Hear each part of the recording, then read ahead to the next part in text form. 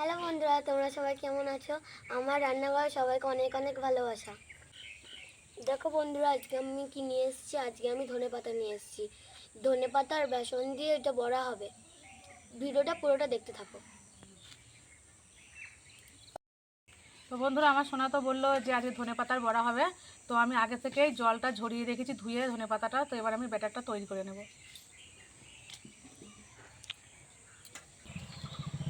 ধনেপাতা বড়া করার জন্য কী কী লাগবে তোমরা দেখো। এই যে হলুদ গুঁড়ো আছে, খাবার সোডা আছে, লবণ আছে, মিট মশলা আছে, জিরে গুঁড়ো আছে, সাদা তেল আছে, আর এদিকে বেসন আছে। আমরা নিজেদের মতন করেই রান্না করব, তোমরা দেখো। তো পরিমাণ মতন আমি এখন বেসন ঢেলে নিচ্ছি।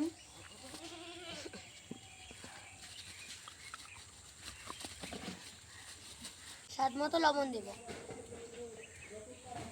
পরিমাণ মতো খাবার সোডা দিচ্ছি,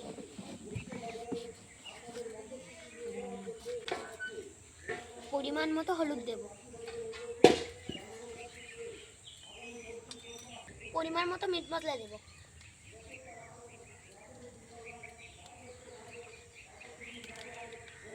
পরিমাণ মতো জিরে গুঁড়ো দেব।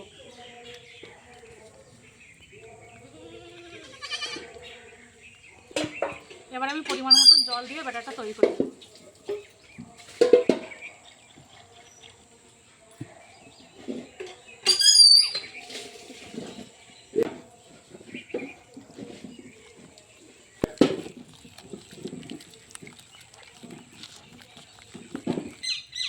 ঠিক এইরকম ঘনত্বের আমি ব্যাটারটা তৈরি করে নিচ্ছি। তো আমাদের ব্যাটারটা এখন তৈরি হয়ে গেছে।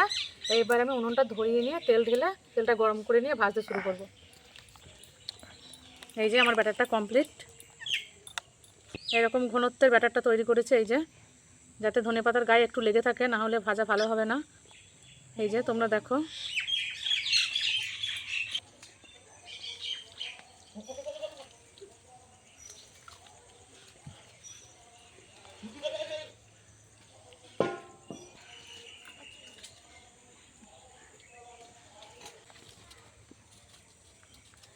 উনুনটা আমি জ্বালিয়ে নিলাম। কড়া গরম হয়ে গেছে, তেলটা এবার দিয়ে দেবো।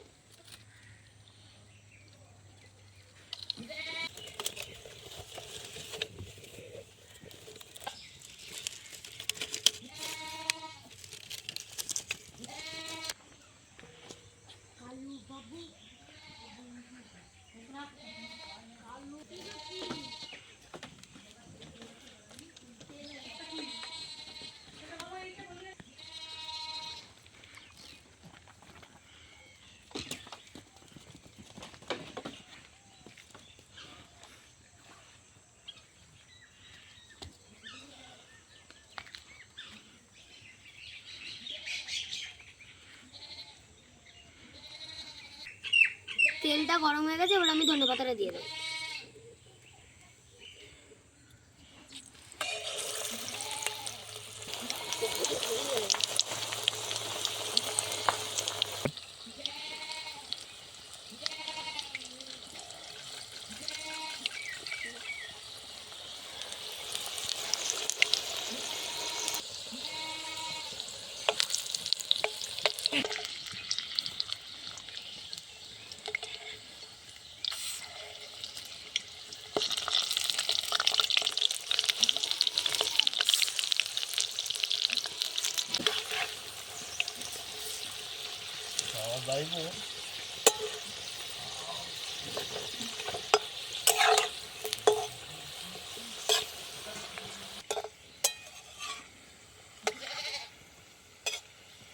লাল লাল ভাব হয়ে আসলে ধনেপাতা ভাজাটা আমরা তুলে নেব।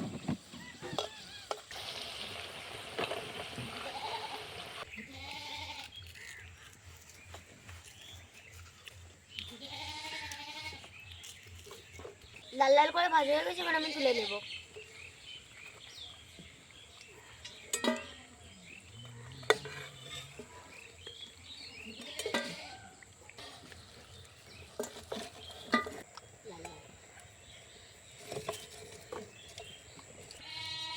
বন্ধুরা দেখো, দেখে মনে হচ্ছে এটা অনেক মুচমুচে আর খাস্তা হবে।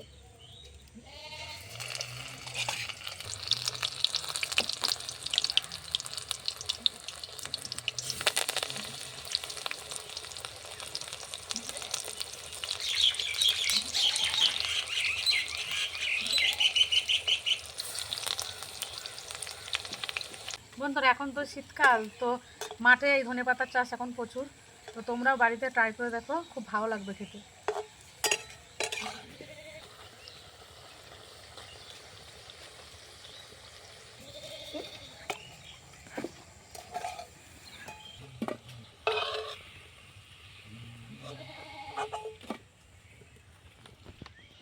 এই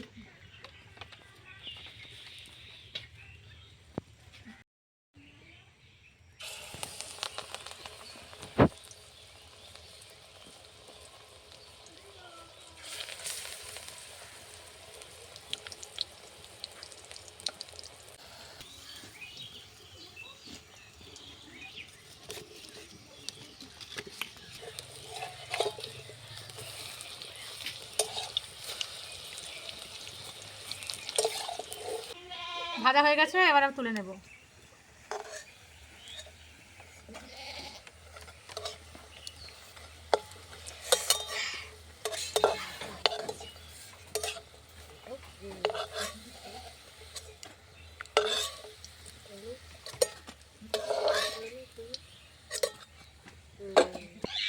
এই যে দেখো, এক থালা ভেজে নিয়েছি, এবার আমরা খেয়ে দেখবো যে কেমন হয়েছে। এনাও খেয়ে দেখো কেমন হয়েছে। আমি একটা খেয়ে দেখি কেমন হয়েছে। খুব সুন্দর মুচমুচে হয়েছে। বাড়িতে তোমরা এভাবে বানিয়ে দেখো, খেতে খুব ভালো লাগবে।